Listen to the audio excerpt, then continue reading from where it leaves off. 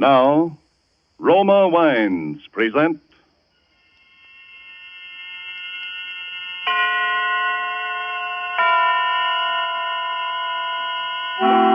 Suspense.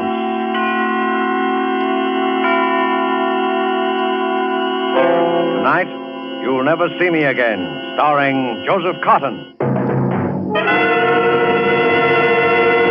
Suspense is presented for your enjoyment by Roma Wines. That's R-O-M-A, Roma Wines. Those excellent California wines that can add so much pleasantness to the way you live, to your happiness in entertaining guests, to your enjoyment of everyday meals. Yes, right now, a glassful would be very pleasant as Roma Wines bring you Suspense. This is the Man in Black, here for the Roma Wine Company of Fresno, California, who tonight from Hollywood bring you as star Mr. Joseph Cotton. And so with Cornell Woolrich's story of marriage and murder called You'll Never See Me Again, and with the performance of Mr. Cotton as an American husband named Ed Bliss, we again hope to keep you in suspense. So, you walking out on me? What does it look like to you? Like you're walking out on me? Got everything you need? At least I'm glad you're showing your true colors. I'd rather have found it out now than later. Didn't take you long, did it, baby? If you're looking for your coat, it's in here. Thanks. Need any money? I don't need anything from you, including your wedding ring. There! And you know what you can do with it. Sure, hock it. Well, pick a nice, quiet hotel. I don't have to pick a hotel. I'm no orphan. And when you get good and sick of it, come on back and maybe I'll still be here. You'll still be here. You'll never see me again as long as you live. You'll never see me again as long as you live.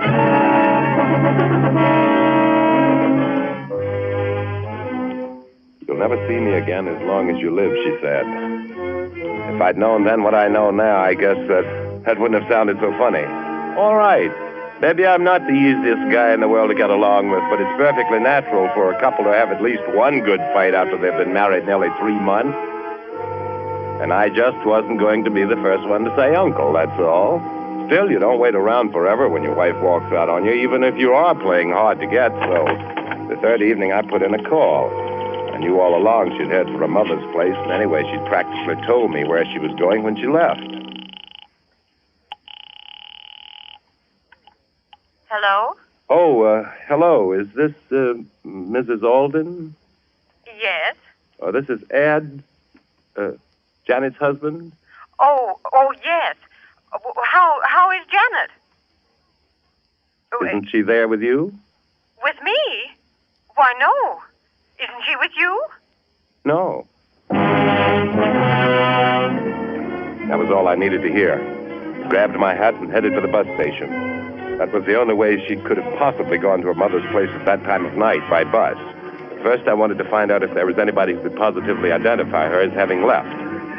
The guy at the ticket office wasn't very bright. To West Hampton? Yeah. Well, seems like I remember somebody like that. It would have been Monday night, just about this time. West Hampton, Monday night. Yeah.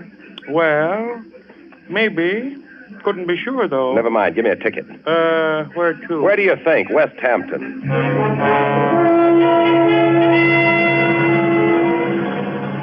She was blonde, blue eyes, good looking. Sure, I remember her. Where'd you get off? I think it was West Hampton.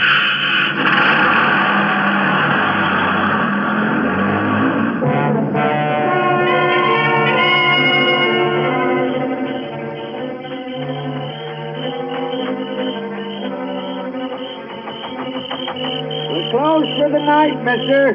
Pumps are all locked. I just wanted some information. Huh? Can you tell me where the Aldens live? Alden? Yeah. Oh, yeah, they're those new people. Yeah. Well, you go up the crossroad there and then turn to your left, go on down the hill. It's the 1, 2, 3, let me see. No, 4th driveway on your right. Did anyone ask you how to get there last Monday night? Oh, we're closed Monday. Thanks. It's the 4th driveway on your right.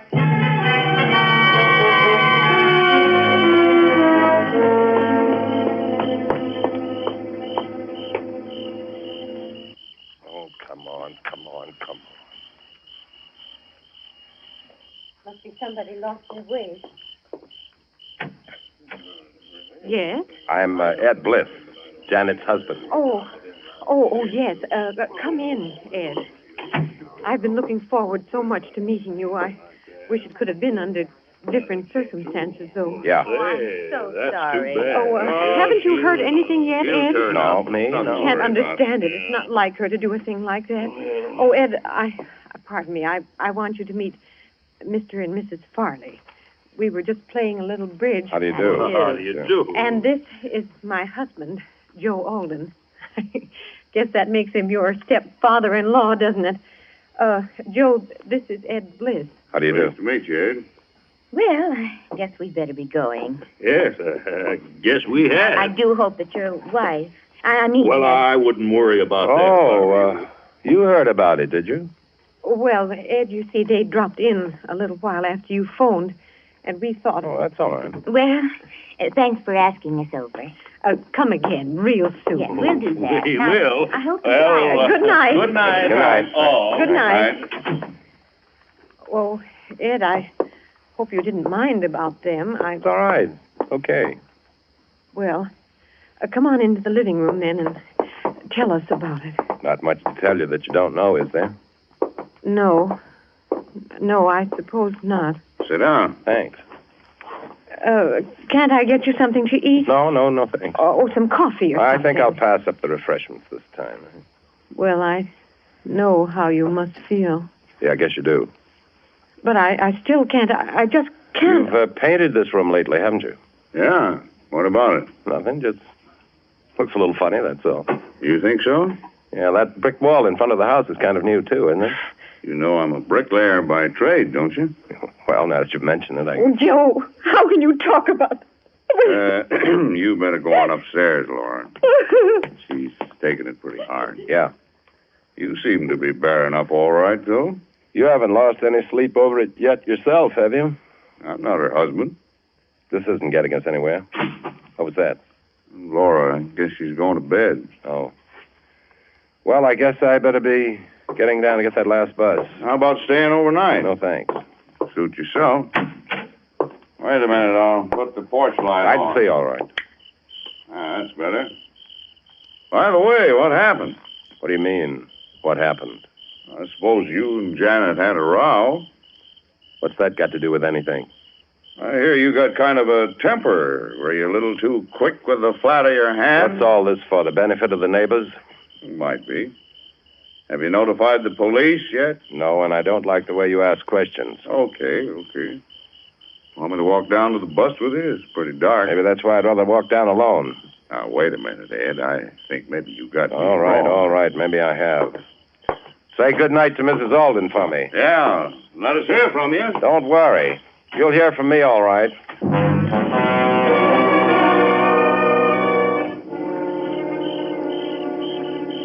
Still plenty dark when I got back to town, but I took the shortcut at the corner just the same, a path across a vacant lot. Between the lot and my house, there's a hedge. I was just going through it when I stopped cold. There was a light on in my house. Only it wasn't a regular light. It was the beam of a flashlight moving past the living room window. That could only mean one thing, cops. Of course, it was Joe Alden that tipped them off. I just waited, and then I heard the front door open and close. I saw two men standing outside, and one of them went up the street. Pretty soon I heard a car drive off. The other man was just a shadow now, standing by a tree in front of the house. You could see he was expecting me to come from the other direction. I stepped through the hedge and went over to him. Would you be looking for anybody in particular? I might be. Who are you? Ed Bliss. Who are you? Detective Stillman, Bureau of Missing Persons. How did you know anyone was looking for you? Oh, I'm just bright that way. Yeah? Well, they like bright boys down at headquarters. Come on, let's go.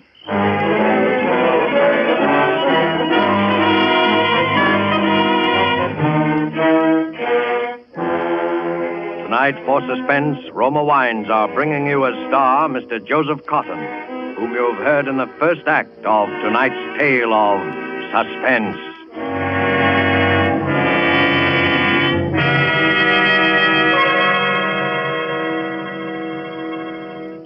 In many foreign countries where discerning tastes have found Roma wines, they are an expensive luxury, imported and treasured. For Roma wines are in every sense fine wines from the choicest vineyard country of California. They are products of age-old winemaking skill, aided by modern quality controls and tests that assure unvarying excellence of taste and character. Yet, Roma wines cost you mere pennies a glassful. Such enjoyable flavor and constant quality, such low cost, such high wine value, have made Roma by far America's largest selling wines, enjoyed by millions with meals when entertaining anytime. Try Roma wine yourself. Tomorrow at dinner, no matter what you're serving, place on the table a cool bottle of ruby red, hearty Roma California Burgundy. See how much new zest it adds to food, how it makes a real occasion of even the simplest meal.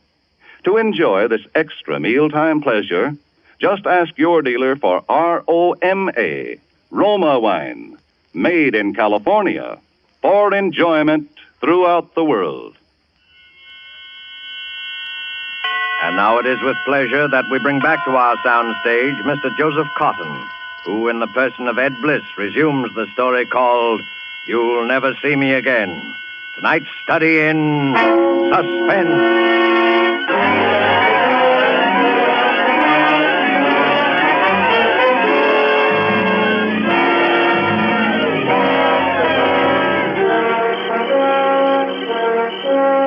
There in the shadows, watching my face.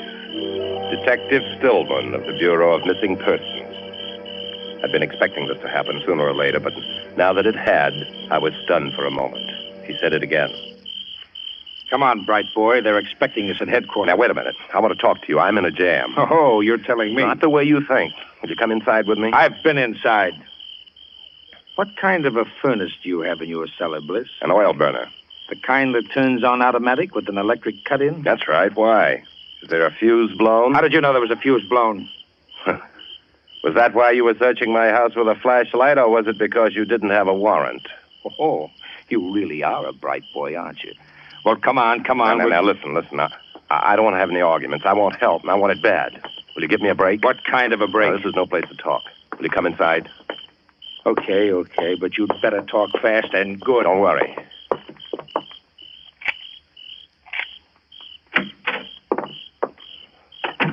Fuse box is right down here. Here, flash your light up here. I always keep a couple of fuses on top of it. Yeah, there we are. Let's go in the front room. After you. Okay.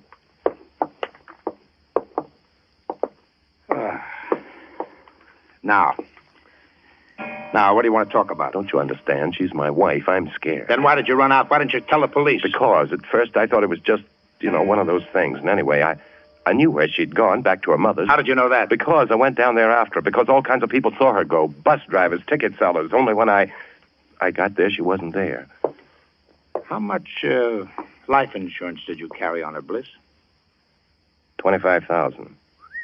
Oh, that's quite a lot for a $75 a week architect, isn't it? Oh, her mother paid for it. A wedding present. For heaven's sake, what do you think I did? Bury it in the cellar or something? No, we know you didn't do that. We looked. Oh, cut it out, will you? I love her. We've only been married 3 months. Well, what do you want me to do? Give me a break. You take me down to headquarters now. It may be hours. Oh, it'll be hours, all right. In the meantime, if there's still a chance, there's got to be. She's somewhere, and she's in danger. I know it. Yeah, how? I tell you, I followed her down to her mother's place in West Hampton. There's a guy at the station who remembers selling her a ticket. The bus driver remembers her getting off there, and then she just disappeared. Then what? Well, I went down to her mother's house. They hadn't seen her. But there's something funny about it. There's something funny about her mother and that stepfather.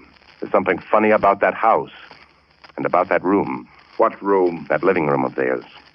Listen, you've got to let me help you find her. You've got to go down there to West Hampton with me because I've got a hunch somehow that I'm the only one who can find her. All right, Bliss. All right. I don't know why, but I believe you. You do? You'll go? Yeah. And I shouldn't believe you either because... Because what? What was your wife wearing when she ran out on you Monday night? What was she wearing? Yes, you must remember what she was wearing. Well, she was wearing a gray flannel suit, a skirt and jacket, a pink silk shirtwaist, patent leather high-heel shoes, and those crazy little hats. Any baggage? Yeah, a little tan suitcase. You're sure of that? Sure. Well, that's why I shouldn't believe you. Why not? Because when you find somebody's clothes around, you usually start looking for the body right nearby. Well, what do you mean? They weren't burnt up because that fuse had blown. But we found every one of those things in the furnace down in your cellar about 20 minutes ago. When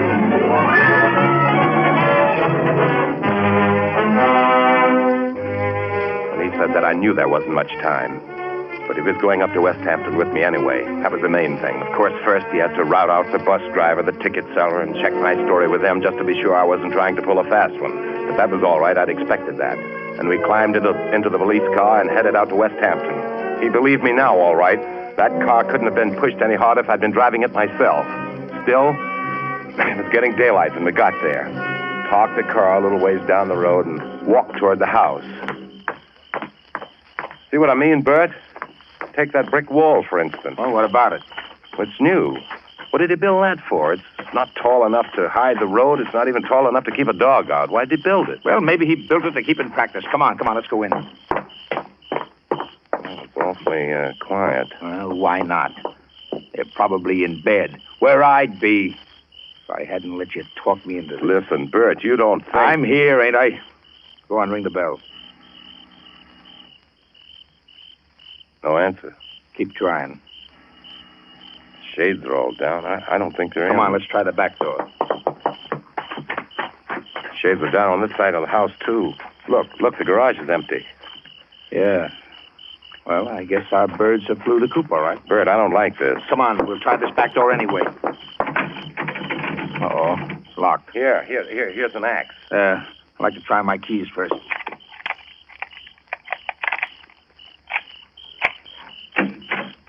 There, that's got it. This the way to the front of the house? I guess so. I've never been back here. Yeah, this is it. Here's the front hall. There it is. What? That room. The living room I was telling you about. Well, what about it? Snap on the lights. All right, I still say, what about it? I don't know, but don't you get something funny about it? Oh, what? Well, the lights, or something about that fresh paint, the rug. There's something, though I know there's something. Oh, come on. We're wasting time. There's something screwy about the whole joint. We went over the place from top to bottom. I wanted to get back to that room, and time was awful important. But Brett Stillman wanted to look into everything, which was only right and natural, and then we ran into something that was just about the last thing I expected. What's this door here? I don't know. I thought we'd covered everything on the ground floor before. It's locked. Yeah, it must be some sort of back bedroom. Oh, doggone it, the keys won't fit this one. Funny. Only room in the house that was locked. Well, maybe we've got what we're looking for. Give me that axe. Bert, you see, if she was here and they've gone, they must have taken her.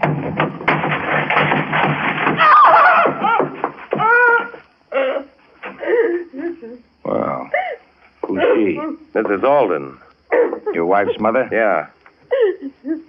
Where's your daughter? Oh, please. Come on. Where is she? I don't know. Was she here? Yes, but Where is she now? I don't know. Did she leave with your husband? I don't. Why didn't you tell me she was here the other night? Joe told me not to. She was here, but the next morning Joe told me she'd left. And this morning he left. Look, what did you lock yourself up in here for? I knew when Joe left that something terrible. And when you came, I was frightened. I just... Come on, Ed. Where to? Don't you get it? For some reason, the stepfather's put the snatch on her. We've got to put a call through to headquarters, get the highway patrols to watch for him. What about her? Oh, she comes along. Oh, please. Come on. Yes? There's something wrong about this. You bet your life there Oh, is. no, I mean, why would he do it? What motive would he have? You let me worry about the motive. You worry about your wife. Got some connection with what's wrong about that room, whatever it is. Will you forget about this room? We've got to get... I want to look just once more. I know there's something. Listen. Do you want your wife back or don't you? There's no... Bert, I've got it. You've got what? It's lopsided. Don't you see? It's not on the square. Are you crazy? Oh, no, I'm an architect. Look, the light's on in the middle of the ceiling. The window's on in the middle of the wall. So what? The design on the rug is wrong. It's cut off too close to that wall. Bert. What? That wall. That's why the room has just been repainted. That's why he built that brick wall in front of the house. I don't get it. One wall of this room is a dummy, built out in front of the real one. That's why the room looks lopsided. That's why he built a brick fence, to get bricks without arousing suspicion. Which wall? That one. And Bert, it must be hollow.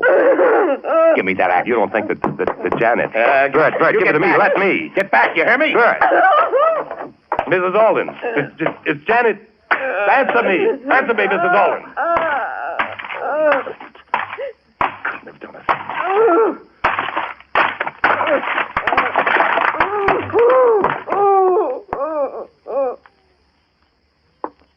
Ed. Yeah? Ed. Didn't you say your wife was young? 23. Well, then you can look. This is an older woman. Oh. Do you know her? No. Well, there's your motive. Yeah. But who could it be? I don't know. She must know. The mother. She can't even talk. Ed, you'd know if she was the mother. Of course, No. I wouldn't. I never saw Janet's mother until I came here to the house Monday night. Mrs. Alden. Mrs. Alden, answer me. I'm not Mrs. Alden. That's Mrs. Alden!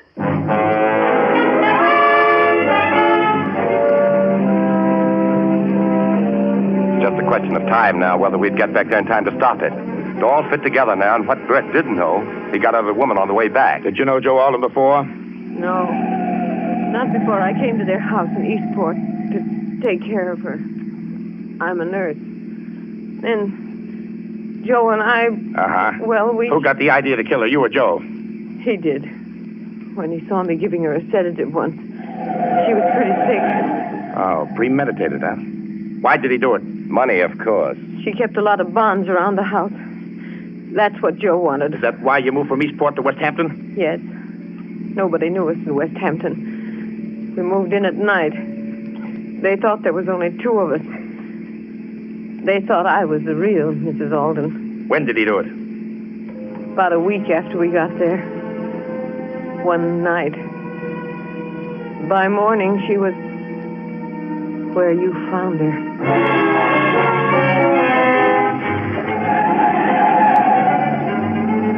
We were doing better than 80 most of the way, but I still didn't think we'd make it. Naturally, Bert was afraid to put the local cops around the house for fear Alden would spot them first and take Janet away and do it somewhere else, if he hadn't done it already.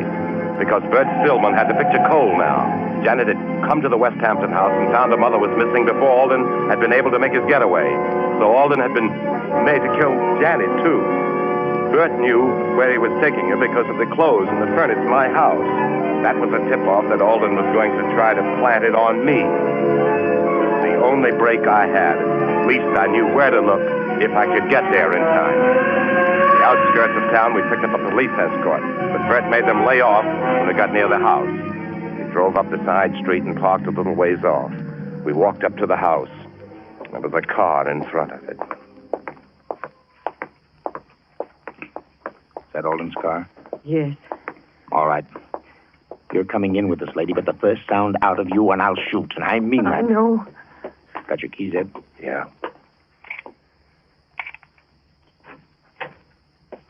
Quiet now. Yeah. Look, there's a light. That's the door to the cellar. Come on. Listen. He's digging.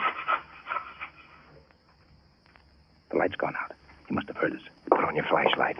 Let's go. There he is. Ed, why, you...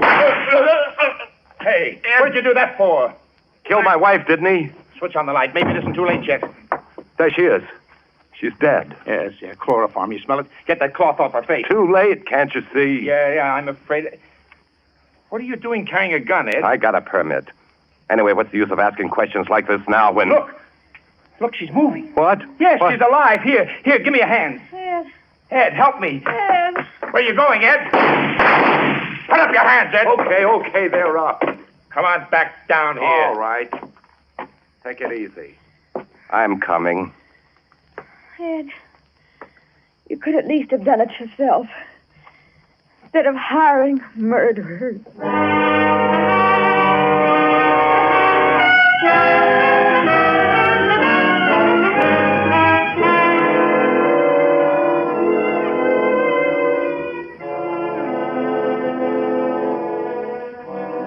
What did you do it for? The money? What do you think? For fun? Go ahead, talk. Anything to make you happy. Would have been perfect if Alden had killed her when he first got her in the cellar like I told him to. Maybe he had a sneaking idea I was going to double-cross him. He was stalling until the last minute. I don't know. Anyway, won't do him much good where he is. What did you have on him, Ed? The mother, his wife. I'd been up there before alone. I knew he'd killed his wife because I'd seen a picture Janet had of a real mother. And I spotted the room right away. I told Alden I'd split the money with him if he did it. And if he didn't... Go on. Well, I knew I could pick a fight with Janet. I knew she'd run up to her mother's. Then I went up there to make it look good. After I left, Alden was to call the cops like you did. You'd take me down here to headquarters, and while you were giving me the old third degree, Alden was supposed to plant the body in the cellar. That way, I was in the clear because you'd know I couldn't have done it while I was down here talking to you. And you'd know she hadn't been there before because you'd looked. That's why I planted the clothes in the furnace, remember? So you would look. Smart. I had an alibi, and nobody had a thing on Alden unless I squawked. And he had to take that chance. Looked pretty good there for a while, didn't it? Yeah. Well, your wife's outside. Do you want to say anything to her? Yeah. Just tell her I said, you'll never see me again.